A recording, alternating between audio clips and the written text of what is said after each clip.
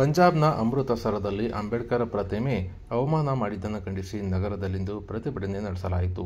ಇನ್ನು ಭೀಮಗರ್ಜನೆ ಯುವ ಸೇನೆ ವತಿಯಿಂದ ಬುಧವಾರ ಮಧ್ಯಾಹ್ನ 12 ಗಂಟೆಗೆ ಅಂಬೇಡ್ಕರ್ ಪ್ರತಿಮೆಗೆ ಮಾಲಾರ್ಪಣೆ ಮಾಡಿ ಜಿಲ್ಲಾಧಿಕಾರಿ ಕಚೇರಿಯವರೆಗೆ ಮೆರವಣಿಗೆ ಮೂಲಕ ಬಂದು ಪ್ರತಿಭಟನೆ ನಡೆಸಿ ಜಿಲ್ಲಾಧಿಕಾರಿಗೆ ಮನವಿ ಸಲ್ಲಿಸಿದ್ದಾರೆ.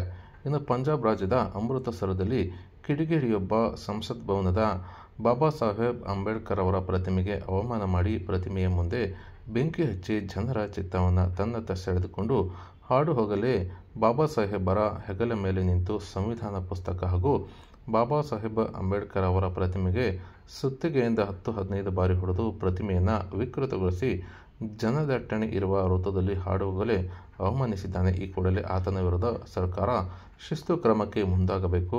ಇನ್ನು ಅದೇ ವೃತ್ತದಲ್ಲಿ ತ್ವರಿತ ನ್ಯಾಯಾಲಯ ನಿರ್ಮಿಸಿ ಅಂಬೇಡ್ಕರ್ ಪ್ರತಿಮೆಗೆ ಅವಮಾನ ಮಾಡಿದ ಕಿಡಿಗೇಡಿಯನ್ನು ಗಲ್ಲಿಗೆ ಏರಿಸುವಂತೆ ಆಗ್ರಹಿಸಿ ಜಿಲ್ಲಾಧಿಕಾರಿಗಳ ಮುಖಾಂತರವಾಗಿ ಪ್ರಧಾನಿ ನರೇಂದ್ರ ಮೋದಿಯವರಿಗೆ ಮನವಿ ಸಲ್ಲಿಸಿದ್ದಾರೆ.